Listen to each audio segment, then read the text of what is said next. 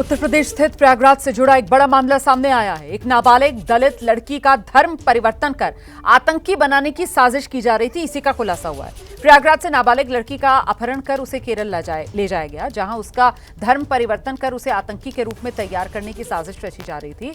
पीड़िता किसी तरीके से आरोपियों के चंगुल से भागकर रेलवे स्टेशन तक पहुंची, जहां उसने अपनी मां को फोन किया। इसके बाद यूपी पुलिस हरकत में आई। पीड़िता को केरल से यूपी लाया गया। मामले में अब तक 2 लोगों को गिरफ्तार किया जा चुका है।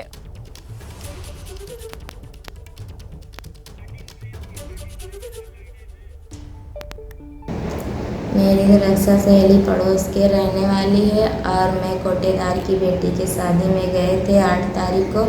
उसके बाद रक्षा मेरी सहेली बोली चलो घूमने, बीच रास्ते में मुझे बताई इस्लाम अच्छा धर्म होता है और सब खराब। उसके बाद यहाँ फूलपुराए कैफ नाम के लड़का मिला, उसके फ़ोन से वो बात की ताज मोहम्मद के पास। वो बोली मैं आ रहा हूँ। फिर उसके बाद कैफ ने स्टेशन पे छोड़ा। उसके बाद फिर मैं लोग टिकट कटाई। उसके बाद फिर ट्रेन में बैठी, मैं रो रही थी। तो रक्षा बोली क्यों रो रही हो, रो मत, मैं जहाँ चल रही हूँ वहाँ पर इस्लाम शिक्षा दी जाती है और पैसा भी दिया जाता है। फिर ताज मोहम्मद से बीच बीच में बात करते गई। उसके बाद पूरा लोकेशन बताते गई। फिर दिल्ली से बिना टिकट के हम लोग केरला गए। केरला से उसके बाद एक घर में लग गई। मुस्लिम लड़के थे ढेर सारे और बड़ी बड़ी दाढ़ियाँ थी और मुझ जैसी दलित लड़कियों को धर्म परिवर्तन कराते थे और जिहाद की ट्रेनिंग देते थे। और जब ये सब मैं सुनी घबरा के भाग आई। यूपी पुलिस के मुताबिक गिरफ्तार महिला एक ऐसे गिरोह से जुड़ी है जो गरीब और दलित लड़कियों को ब्रेन वॉश कर धर्म परिवर्तन कराता है और उन्हें फिर आतंकी नेटवर्क में धकेलने की साजिश करता है। अब पुलिस इस नेटवर्क की जांच में जुटी है। सूचना पर सहायक पुलिस आयुक्त फूलपुर द्वारा पीड़िता के घर पर जाकर उससे वार्ता की गई तथा घटनाक्रम और घटनास्थल का निरीक्षण किया गया। पीड़िता के आवास पर सुरक्षार्थ पुलिस बल लगाया गया है। जांच से ये निकलकर आया कि 8 मई को दरकशा बानो नाबालिग लड़की को जबरन धर्म परिवर्तन कराने के उद्देश्य से पहला फुसलाकर वह प्रलोभन देके घर से लेकर गई, जिसमें उसका साथ मोहम्मद कैफ निवासी फूलपुर ने दिया, जो उनको मोटरसाइकिल से प्रयागराज जंक्शन तक छोड़ने गया। इस दौरान कैफ ने पीड़िता के साथ छेड़खानी की भी घटना की थी। अब आप ये भी जान लीजिए कि आखिर इस साजिश का खुलासा कैसे हुआ है। दरअसल प्रयागराज में एक दलित नाबालिग लड़की का ब्रेन वॉश किया गया। ब्रेन वॉश करके लड़की को केरल ले जाया गया।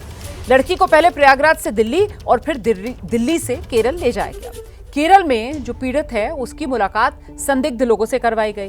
पैसों के लालच में धर्म परिवर्तन लड़की ने कर लिया, जिसके बाद उसे आतंकी गतिविधियों में शामिल करने की योजना थी।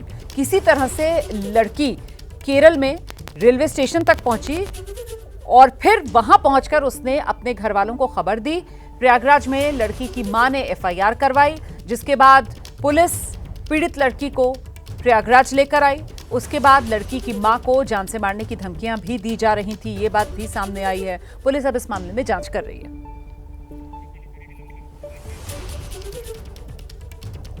तो ये बड़ी साजिश का खुलासा और इसके बाद समाजवादी पार्टी ने यूपी पुलिस पर सवाल उठा दिए हैं। समाजवादी पार्टी के प्रवक्ता हैं मनोज काका, कह रहे हैं यूपी में दलित सुरक्षित नहीं है।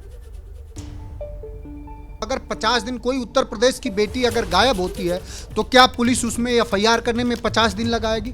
तो पहला तो यही ये शिथिलता है कि इलाहाबाद के बेटी के खिलाफ जो एफआईआर हुआ उसमें पुलिस ने बहुत देरी करी। जो पुलिस का जो दायित्व है, सुप्रीम कोर्ट की रूलिंग है कि किसी भी बेटियों के खिलाफ हो रहे अपराध में पुलिस यथाशीघ्र एफआईआर लाज करे। दूसरा जो सवाल है धर्मांतरण का, तो सरकार का काम है देखे कि अगर कहीं देश में इस तरह के रैकेट चल रहे हैं जो एक दूसरे को जबरदस्ती अगर किसी धर्म में कन्वर्ट कराया जा रहा है, तो गृह मंत्रालय की असफलता है, सरकार उसके खिलाफ कार्रवाई करे।